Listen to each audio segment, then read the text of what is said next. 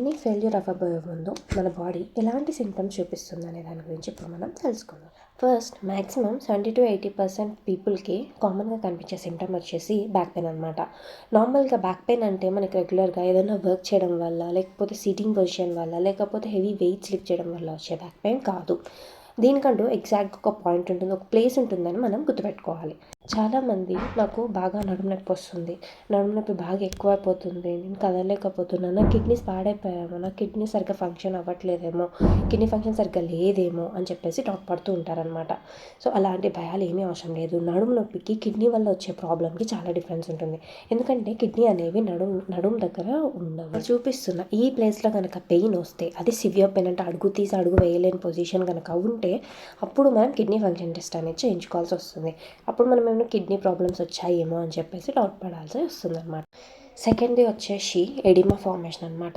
మన బాడీలో ఏంటంటే మొత్తం కూడా నీరు చేరిపోతూ ఉంటుందన్నమాట. మొత్తం బాడీ అనేది ఉబ్బిపోవడం, ఇట్లా స్వెల్లింగ్ అనేది కనిపిస్తూ ఉంటుంది. మన లెగ్స్లో లేకపోతే మన హ్యాండ్స్లో కూడా మనం స్వెల్లింగ్ చూస్తూ ఉంటాం అనమాట. ఇలా ఎందుకు ఉబ్బుతుంది, నీరు అనేది ఎందుకు చేరుతుంది అంటే, ఎందుకంటే మన కిడ్నీ అనేది సరిగ్గా ఫిల్ట్రేషన్ అనేది చేయట్లేదు.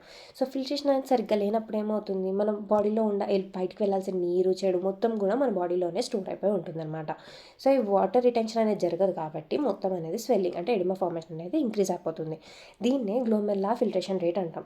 ఈ జిఎఫ్ఆర్ రేట్ అనేది నార్మల్గా హెల్దీ ఇండివిజువల్లో వచ్చేసరికి 150 అంటే 150 నుంచి 200 వరకు ఉండాలి. ఇది కనుక ఈ 30కి 20కి ఇట్లా పడిపోయింది అంటే కనుక మన బాడీలో నుంచి ఫ్లూయిడ్ బయటికి వెళ్ళదు, ఫిల్ట్రేషన్ అనేది జరగదు. సో ఫ్లూయిడ్ అంతా మన బాడీలోనే ఉండిపోతుంది. ఇలా బాడీలోనే మన ఫ్లూయిడ్ మొత్తం ఉండిపోవడం వల్ల బ్లడ్ ఏం చేస్తుంది, ఫ్లూయిడ్ని బ్లడ్ అనేది ఉంచుకోదు. సో బ్లడ్ వెజల్స్ ఏం చేస్తాయంటే, ఆ బ్లడ్ వెజల్స్లో నుంచి ఫ్లూయిడ్ మొత్తం కూడా ఎలిమినేట్ చేయడానికి ఎక్స్ట్రా సెల్యులార్ స్పేస్లోకి అది పంపించేస్తుంది. సో ఎక్స్ట్రా సెల్యులార్ స్పేస్లోకి వెళ్ళిపోవడం వల్ల పైన మొత్తం కూడా మనం స్వెల్లింగ్ అనేది చూస్తుంటాం. నెక్స్ట్ వచ్చేసి సివియర్ కిడ్నీ ఫెయిల్యూర్లో మనం సివియర్ కిడ్నీ ఫెయిల్యూర్లో అనసార్కా అని అంటాం అనమాట. దీన్ని చూస్తూ ఉంటాం. అంటే ఏంటంటే టాప్ టు బాటమ్ వరకు, అంటే మన బొట్ని వేలు నుంచి కనుబొమ్మల వరకు కూడా మొత్తం కూడా ఉబ్బిపోతూ ఉంటుంది. బాడీ మొత్తం అనేది స్వెల్లింగ్ వస్తుంది. మొత్తం ఫేస్ మొత్తం కూడా ప్లఫీ ఫేస్ కనిపిస్తూ ఉంటుంది. బాడీ మొత్తం కూడా సేమ్ బెలూన్ లాగా కనిపిస్తుంది అనమాట. ఎందుకు, మొత్తం నీరు చేరిపోవడం వల్ల కంప్లీట్గా చూడడానికి బెలూన్ లాగా అనిపిస్తుంది అనమాట బాడీ. నెక్స్ట్ సింటమ్ వచ్చేసి ఫ్యాటిక్యూ, అనీమియా అంటే రక్తహీనత. కిడ్నీ ఫంక్షనింగ్ ఫెయిల్యూర్ కనుక ఉంటే రక్తహీనత కూడా వచ్చే అవకాశాలు ఎక్కువగానే ఉంటాయి. కిడ్నీ ఫెయిల్యూర్ అయిన పేషెంట్స్లో మనం కన్ఫ్యూజన్ అనేది రెగ్యులర్గా చూస్తుంటాం. అంటే అన్కంట్రోలబుల్ వర్డ్స్ రావడం, లేకపోతే ఏం మాట్లాడుతున్నారో వాళ్ళకి తెలియకపోవడము, కంప్లీట్గా కన్ఫ్యూజన్ స్టేట్లో అనేది ఉంటారనమాట. ఎస్ఓబి అంటే షార్ట్నెస్ ఆఫ్ బ్రెత్ అనేది కామన్గా చూస్తుంటాం. అంటే ఆయాసం రావడం, ఊరికే ఎగపోయడం ఇట్లా జరుగుతూ ఉంటుంది. వాళ్ళకి బ్రీతింగ్ అనేది సరిగ్గా అందదు. ఎందుకు అంటే బాడీలో కిడ్నీ ఫంక్షన్ సరిగ్గా లేకపోయేసరికి ఫిల్ట్రేషన్ సరిగ్గా జరగకపోవడం వల్ల వాటర్ అనేవి బాడీలోనే ఉండిపోతాయి.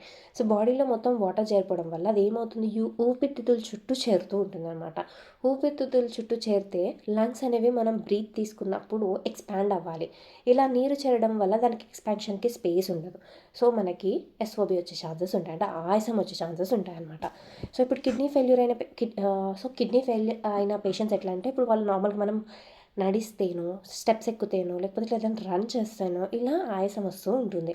కానీ కిడ్నీ ఫెయిల్యూర్ అయిన పేషెంట్స్లో ఈవెన్ నార్మల్ కూర్చున్నా కానీ, ఈవెన్ చైర్లో ఇట్లా కూర్చున్నా కానీ వాళ్ళు ఆయాసపడడం చూస్తుంటాం.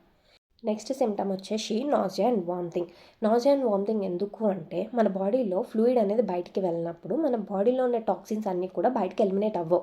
అవి ఎలిమినేట్ అవ్వాలంటే మన కిడ్నీ ఫంక్షనింగ్ సరిగ్గా ఉండాలి. అప్పుడే వాటర్ ద్వారా, లేకపోతే వాటర్ రిటెన్షన్ ద్వారా బయటికి అనేవి ఎలిమినేట్ అయిపోతాయి. ఇప్పుడు కిడ్నీ ఫెయిల్యూర్ ఉంది, సో వాటర్ అనేవి బాడీలోనే చేరిపోయినాయి. వాటర్తో పాటు మనకి టాక్సిన్స్ కూడా మన బాడీలోనే ఉంటాయి. టాక్సిన్స్ అనేవి ఓవర్లోడ్ అయినప్పుడు, అంటే ఓవర్గా టాక్సిన్స్ అనేవి ఇంక్రీజ్ అయిపోయినప్పుడు మన బాడీ వాటిని ఎలా అయినా ఎలిమినేట్ చేయాలని చెప్పేసి ట్రై చేస్తూ ఉంటుంది. సో అలా ఎలిమినేట్ చేసే ప్రాసెస్లో అదేం చేస్తుందంటే వామిటింగ్స్ని కంటిన్యూస్గా ఇంక్రీజ్ చేస్తూ ఉంటుంది. సో ఆ ప్రాసెస్లో కంటిన్యూస్గా వామిటింగ్స్ అనేవి ఎక్కువగా అవుతూ ఉంటాయి అనమాట. ఏమైనా ఫుడ్ తీసుకున్నా, ఈవెన్ వాటర్ తాగినా వామిటింగ్స్ అవ్వడం అనేది మనం చూస్తూ ఉంటాం. నెక్స్ట్ సిమ్టమ్ వచ్చేసి మన కిడ్నీ ఫెయిల్యూర్లో కామన్గా పొటాషియం లెవెల్స్ అనేవి బాడీలో ఇంక్రీజ్ అవుతూ ఉంటాయి. నార్మల్గా పొటాషియం కొంతవరకు ఉంటే మన నర్వస్ సిస్టమ్కి లేకపోతే మస్కులర్ సిస్టమ్కి యూజ్ అవుతూ ఉంటాయి, వాటి కాంట్రాక్షన్కి యూజ్ అవుతూ ఉంటాయి. ఈవెన్ అవి ఇంక్రీజ్ అయినప్పుడు ఏమవుతుంది అంటే మన బాడీలో లోడ్ ఎక్కువ అయిపోతుంది. మన బాడీలో పొటాషియం లెవెల్స్ అనేవి ఓవర్గా ఇంక్రీజ్ అయినప్పుడు ఏమవుతుందంటే హార్ట్లో పాల్పిటేషన్స్ అనేవి ఇంక్రీజ్ అవుతాయి. సో పాల్పిటేషన్స్ అనేవి ఇంక్రీజ్ అయినప్పుడు మన హార్ట్ ఫెయిల్ అయ్యే ఛాన్సెస్ ఉంటాయన్నమాట. సో బీపీ అనేది ఇంక్రీజ్ అవుతుంది, it leads to heart failure. So వీటిలో ఏమైనా సిమ్టమ్స్ మీకు కనిపిస్తున్నాయి అంటే అప్పుడు మీరు మన కిడ్నీ ఫెయిల్యూర్ ఉందా, కిడ్నీ ఫంక్షనింగ్ ప్రాబ్లం ఉందా అని చెప్పేసి డౌట్ పడవచ్చు.